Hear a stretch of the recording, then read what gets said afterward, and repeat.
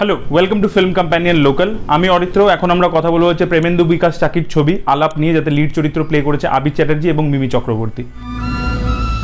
আমি অনেক খুঁজেছিলাম, জানি না কেন, তাও অপেক্ষা করেছিলাম। তো এই ছবিতে আমরা দেখতে পাই এম এবং পিএম এর গল্প। Yes, I am not joking. Aditi এবং পাবলোর গল্প। তো এরা একটাই ফ্ল্যাট শেয়ার করে, কিন্তু তাদের কখনো দেখা হয় না। মানে একজন দিনের বেলা থাকে, রাত্রিরে অফিস করে, আরেকজন রাত্রির বেলা থাকে, দিনের বেলা অফিস করে। তো তাই জন্য তাদের দেখা হয় না। তো আলটিমেটলি কিন্তু এই কাপল দুটোর মধ্যে একটা বন্ডিং তৈরি হতে শুরু করে। তো আলটিমেটলি কি এদের মিলন হবে কি হবে না, সেটা নিয়ে বাকি ছবিটা। এবার চলে আসবে ছবির পজিটিভ দিকে। তো সবচেয়ে প্রথম পজিটিভ দিক হচ্ছে এই ছবির যে কনসেপ্টটা, সেটা কিন্তু বেশ ফ্রেশ।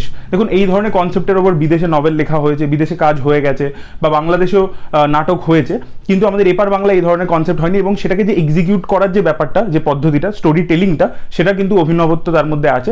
এবং গল্পটা যেভাবে এক্সিকিউট করা হয়েছে, যেভাবে লেখা হয়েছে, তার মধ্যে দুটো মানে একটা ওল্ড স্কুল ভাইবও পাবেন। যেরকম 90s গল্প হতো না। আমি একটা এক্সাম্পল দিচ্ছি, এটা হিন্দি ছবির সির্ফ তুম বলে একটা ছবি এসেছিল, যাতে সঞ্জয় কাপুর ছিল। সেখানে দেখবেন দুটো লাভার, তাদের দুজনের মধ্যে দেখা হয় না, তোরা দুজনকে চিঠি লেখে এবং স্টেশনে মিট করে, যেটা একটা তামিল ফিল্মের রিমেক ছিল। তো সেরকম যে ওল্ড স্কুল চার্ম, যেটা 90s লাভ স্টোরিতে থাকতো, যে চিঠি লিখে আদান প্রদান করে প্রেম, সেরকম এখানে চিরকুটের মাধ্যমে প্রেম হচ্ছে। তো সেই ওল্ড স্কুল চার্মটাও রয়েছে, এবং তার সাথে মডার্ন ডে রিলেশনশিপের যে সেন্সিবিলিটিসগুলো আছে, যে প্রবলেমসগুলো আছে মডার্ন কাপলসদের, সেগুলো আমরা দেখতে পাই।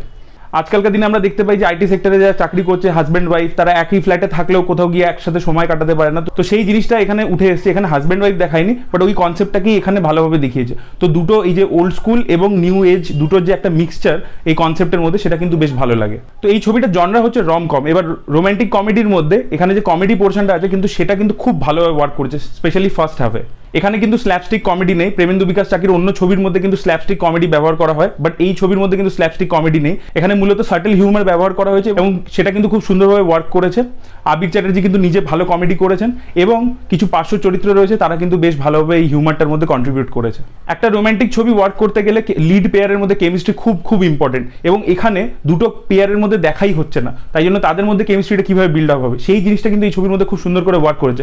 আবির এবং মিমির কেমিস্ট্রি কিন্তু খুব ভালো লাগে। তাদের একসাথে ওইভাবে সিন নেই যে তারা একটা স্ক্রিন শেয়ার করছে, তা নয়, কিন্তু যে তারা কথোপকথন করছে সেটা কিন্তু আমরা দেখতে পাই না, কিন্তু তাদের মধ্যে কেমিস্ট্রিটা তার সত্ত্বেও কিন্তু খুব সুন্দরভাবে ওয়ার্ক করে। তো সেটা ডেফিনেটলি একটা পজিটিভ পয়েন্ট। আর একটা লাভ স্টোরি ওয়ার্ক করার জন্য তার মধ্যে গান খুব ইম্পর্টেন্ট, এবং এই ছবির গান কিন্তু আউটস্ট্যান্ডিং হয়েছে। অনুপম রায়ের প্রতিটা গান খুব সুন্দর লেগেছে। আমার সবচেয়ে ফেভারিট গান হচ্ছে সখী বলে গানটা, এবং প্রবুদ্ধ ব্যানার্জির ব্যাকগ্রাউন্ড মিউজিকও কিন্তু ছবিটাকে যথেষ্ট এলিভেট করেছে। ছবিটা আরও একটা পজিটিভ দিক হচ্ছে সিনেমাটোগ্রাফি, যেটা করেছে অনির্বাণ চ্যাটার্জি। তো এই ছবির মূলত গল্পটা বেসড হচ্ছে অফিস স্পেসেস বা ফ্ল্যাটের মধ্যে, যাতে ভিজুয়াল মোনোটোন না এসে যায়, সেটা কিন্তু সিনেমাটোগ্রাফার ইনশিওর করেছে। শর্টের মধ্যে ভেরিয়েশন এনেছেন, এবং খুব সুন্দর করে ফ্ল্যাটটাকে ক্যাপচার করেছেন তিনি। এগুলো ছিল ছবির পজিটিভ দিকে। এবার চলে আসবে ছবির নেগেটিভ দিকে। তো আমার এই ছবির মধ্যে দুটো জিনিস খালি নেগেটিভ লেগেছে। প্রথম হচ্ছে ছবিটা একটু রানিং লেন্থ বড় হয়ে গেছে। সেকেন্ড হাফে ছবিটা রানিং লেন্থ ফিল করা যায়, সেই জায়গাটা একটু ট্রিম করলে বেটার হতো।